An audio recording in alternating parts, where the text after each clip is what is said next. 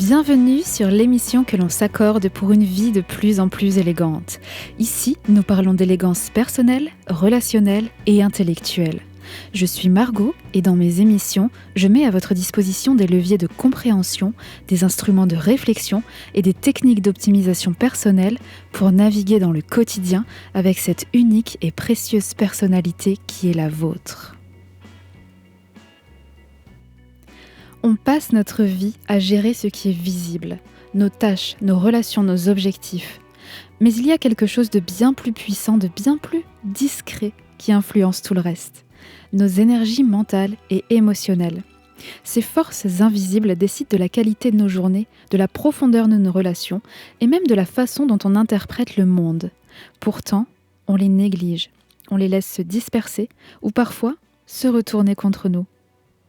Aujourd'hui, on va parler de ce qui se passe quand ces énergies sont au plus haut et aussi de ce qui arrive quand elles sont au plus bas. Parce que c'est là, dans ces moments de vide ou de surcharge, qu'on comprend à quel point elles sont précieuses. Et donc, comment les utiliser à notre avantage sans tomber dans les pièges des fausses solutions. C'est pas une question de résistance ni de lutte, c'est une question de responsabilité, celle de reconnaître ces énergies, de les comprendre et de les diriger avec intention. Pour ça, on va explorer des situations du quotidien. Ces instants où tout semble lourd, où les pensées tournent en boucle, ou au contraire, tout devient fluide et presque magique. Et on va voir comment passer de l'un à l'autre, non pas en forçant évidemment, mais en travaillant avec ce qu'on a déjà, parce qu'on adore ça.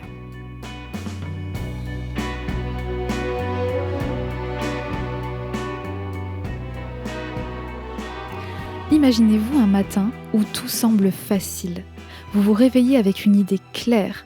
Vous enchaînez les petites tâches sans procrastiner, et même les interactions banales, un message à envoyer, une conversation avec un proche.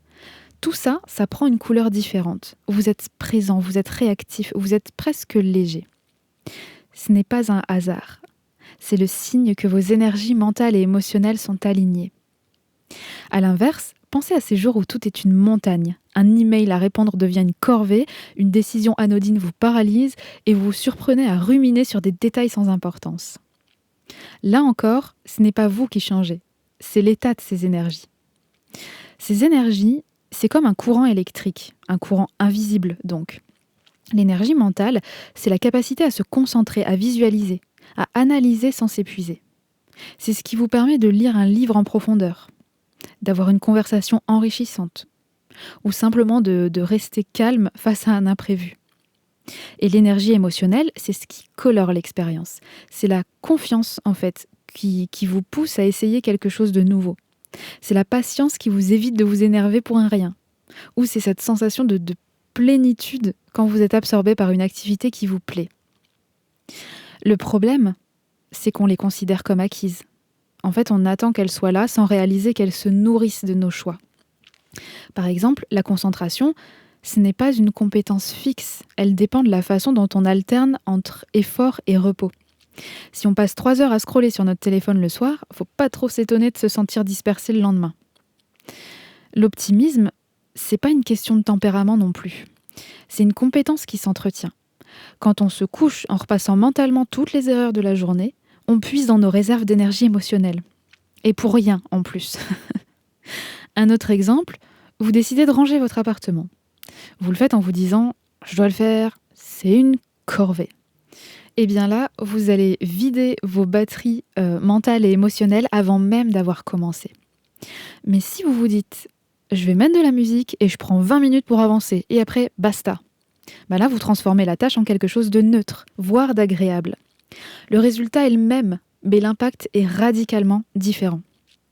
Ces énergies ne sont pas des ressources infinies. Elles se renforcent quand on les utilise bien et elles s'épuisent quand on les ignore. Et c'est là que les ennuis commencent.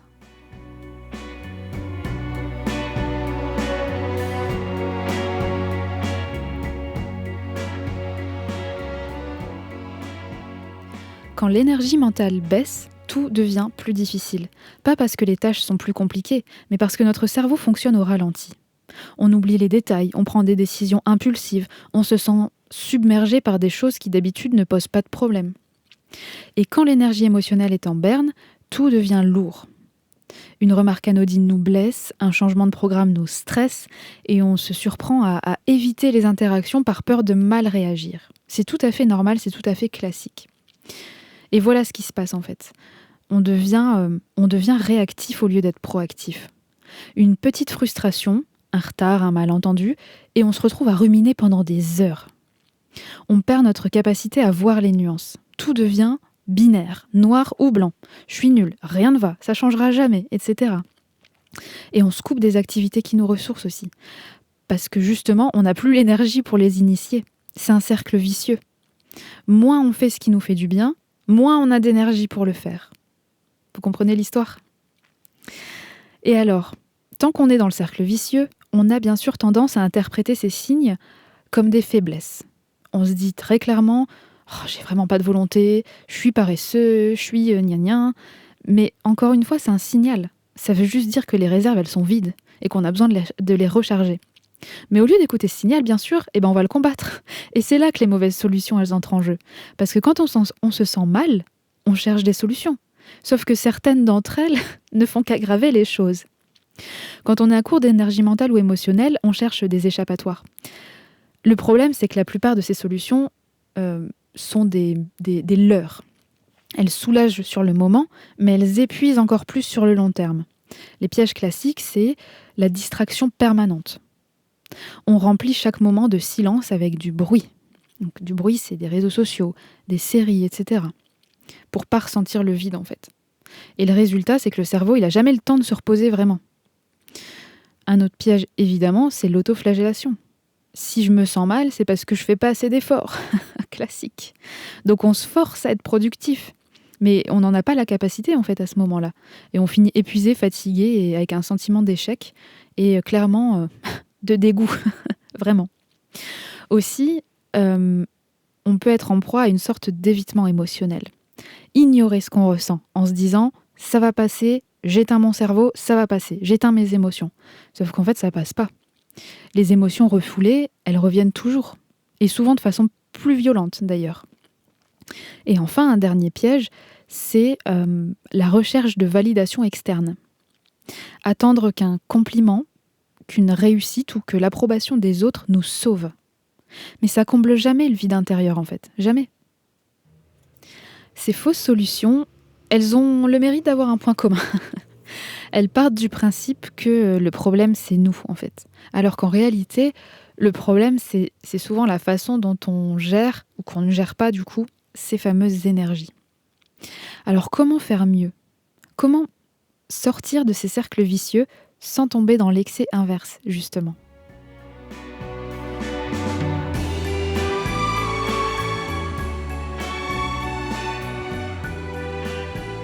Quand vos énergies mentales et émotionnelles sont au plus bas, il ne sert à rien de vous attaquer au problème de front.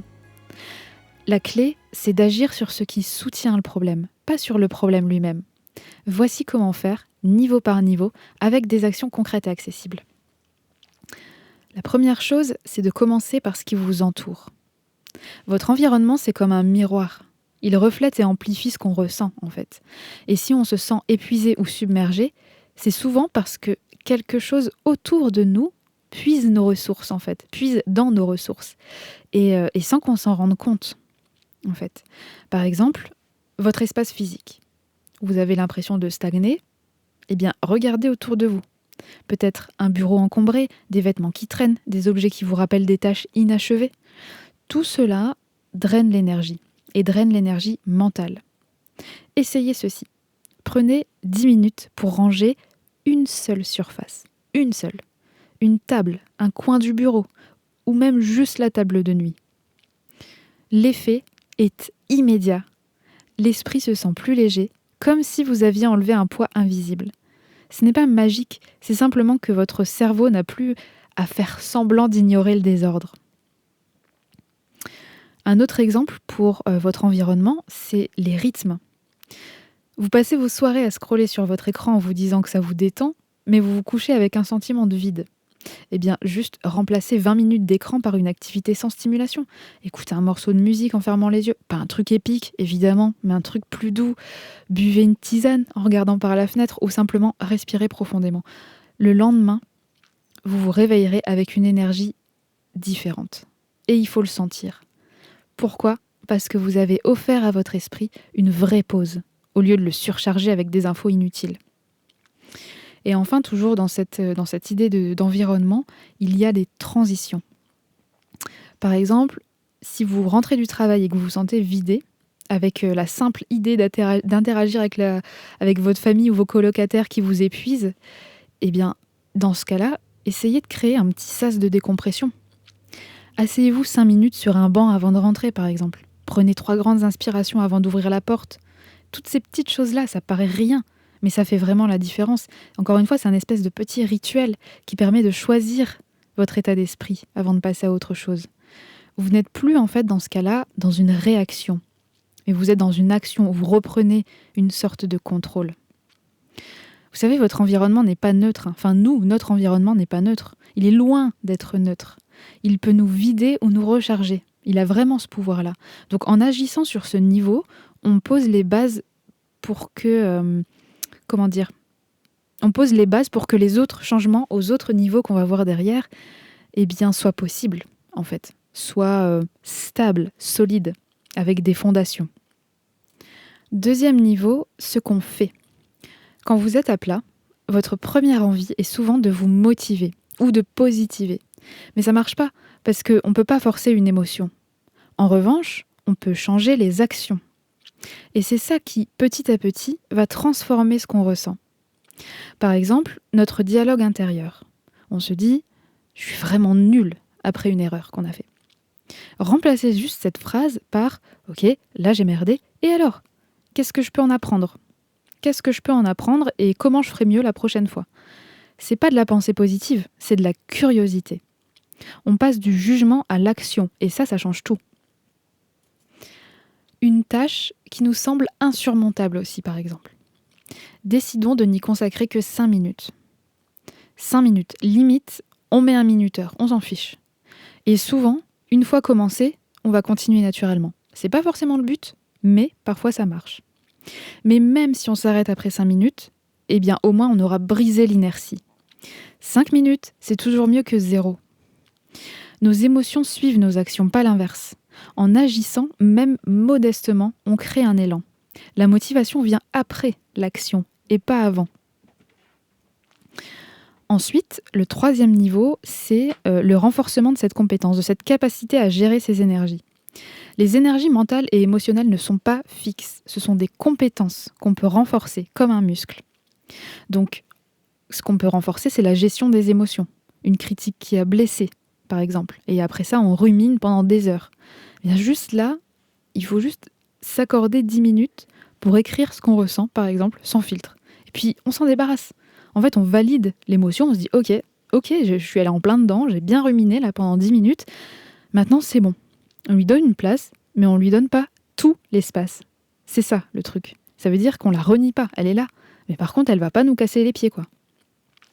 La créativité aussi, par exemple. Quand on se sent en panne d'inspiration, le fameux syndrome de la page blanche, là. Sortons juste marcher sans objectif. Juste en observant les petits détails autour de nous et se concentrer dessus. Et souvent, il y a une idée qui émerge en fait spontanément dans ces moments-là. Pourquoi ? Parce qu'on active une autre partie de notre cerveau, celle qui est trop souvent ignorée quand on est en mode productivité. Essayons juste de faire ça. On ne peut pas contrôler les émotions, mais on peut développer notre capacité à les traverser. Ça, c'est important. Chaque petit effort renforce en fait notre résistance mentale et émotionnelle. C'est de la résilience. On renforce cette résistance. Ce qu'on gagne en agissant sur ces 3 niveaux, c'est au niveau 1, donc l'environnement, ce qui nous entoure. Ce qu'on gagne, c'est un cadre qui nous soutient au lieu de nous épuiser. Donc on a des bases, on a des fondations, un cadre qui nous soutient. Le niveau 2, ce qu'on fait, là, on brise les cercles vicieux et on crée de l'élan. Donc là, déjà, on est bien. Niveau 1, niveau 2, on est déjà pas mal. Et niveau 3, la résilience, la capacité, le renforcement, on devient plus résilient. On devient plus capable de gérer les hauts et les bas. Ça, c'est vraiment 3 niveaux qui sont indispensables à un bon maintien d'énergie mentale et émotionnelle. Le piège à éviter, c'est qu'il ne faut pas chercher à changer tout d'un coup, même si c'est hyper séduisant. Il ne faut pas chercher à tout changer d'un coup. Il faut choisir un seul niveau et expérimenter. ressentir, améliorer, passer au niveau suivant, ressentir, expérimenter, améliorer, passer au niveau suivant. C'est pas tout à la fois, sinon on pète un câble et en fait on se sent même plus chez nous, quoi. Et quand je dis chez nous, c'est pas forcément l'environnement, c'est aussi dans le corps. Et donc petit à petit, tout ça, ça devient des habitudes. Et c'est comme ça qu'on transforme les énergies sans forcer et sans s'épuiser.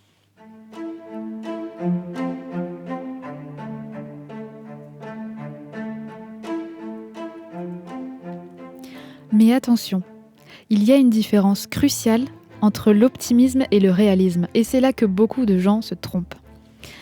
L'optimisme, c'est croire que les choses peuvent s'améliorer. Le réalisme, c'est voir comment elles peuvent s'améliorer. L'un sans l'autre mène soit à la naïveté, soit au cynisme.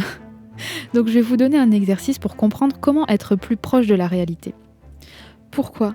Parce que si comme moi, dès que vous êtes motivé, youhou, c'est la fête, plus rien nous arrête, on peut déplacer des montagnes avec la force de l'ongle de notre petit doigt, et qu'on court plus, qu'on vole, eh bien la chute elle est toujours très rude derrière ça, évidemment. Donc dans notre cheminement vers l'équilibre, vers l'élégance, ce qu'on recherche évidemment, c'est pas de péter les plafonds, mais bien de trouver un équilibre durable et sain. Non pas que la motivation extrême soit mauvaise en soi, mais c'est comme tout, il faut l'appréhender. Donc notre exercice qui remet tout en place et qui est tout bête, c'est le suivant. Donc reprenez votre petit carnet d'études et premièrement, identifiez n'importe laquelle une situation qui vous stresse. Un conflit avec un proche, une remarque de votre conjoint, une tâche que vous repoussez, qu'importe. 2 colonnes. La première, ce que vous contrôlez, donc les actions, les réactions. Et la deuxième, ce que vous ne contrôlez pas, donc les actions des autres, les circonstances, etc. C'est tout bête. Et quand vous avez fait ça, et que vous avez donc votre petite liste à gauche et à droite, votre colonne de gauche, votre colonne de droite, pour chaque élément de la première colonne, vous pouvez noter une petite action concrète à faire. Juste ça. Et pour la deuxième, écrivez que juste, c'est ok, et que vous l'acceptez, et que voilà, il n'y a pas de problème. Faites ça pour toutes les situations que vous avez envie de tester. Vous allez voir, c'est très, très enrichissant parce que vous l'avez devant vous, en fait. Vous l'avez devant vous et vous pouvez vous rendre compte. Et pourquoi ça marche ? Parce qu'en fait, ça vous sort clairement du mode binaire, du mode tout ou rien. Ça vous rappelle que vous avez toujours un pouvoir d'action, même s'il est limité, vous en avez toujours un. Et ça vous évite de gaspiller votre énergie à lutter contre ce qui ne dépend pas de vous, en fait. Parce que ça dilapide l'énergie totalement. C'est très enrichissant parce qu'en se forçant à faire cette pirouette mentale, on apprend à voir toutes les situations du quotidien sous ce prisme, naturellement. Et nos prises de décision et nos réactions en sont éclairées, voire, si j'ose dire, illuminées. Parce que nos énergies, elles s'équilibrent à ce moment-là. Et maintenant, avec ces infos, à vous, bien entendu, de trouver des méthodes qui marchent pour vous, et de les créer même. Ces énergies-là, mentales et émotionnelles, ce sont des vraies forces, des vrais alliés. Mais comme toute alliance, elles demandent de l'attention. Elles ne sont pas là pour servir, en fait, pour nous servir sans limite. Elles sont là pour guider. C'est l'une des choses qu'on doit prendre, qu'on doit prendre en compte, une des choses dont on doit prendre soin en tant qu'humain, comme notre corps physique, par exemple. C'est du même acabit. Quand on se sent vidé, dispersé ou submergé, il faut se demander est-ce qu'on dépense en fait notre énergie au bon endroit ? Et est-ce que si on lui donne le repos nécessaire, qu'est-ce qui se passe derrière en fait ? Et est-ce qu'on l'utilise pour fuir ou pour créer ? De l'énergie, ça reste de l'énergie. Mais quand on se pose les bonnes questions, ça change tout. Parce que la vraie responsabilité, c'est pas de tout gérer. La vraie responsabilité, c'est de reconnaître quand on a besoin de recharger, de recentrer ou de lâcher prise. Et c'est comme ça qu'on transforme ces énergies invisibles en forces visibles, tangibles et donc durables. Merci d'avoir passé ce moment en ma compagnie. Je vous retrouve la semaine prochaine pour une nouvelle émission. À bientôt!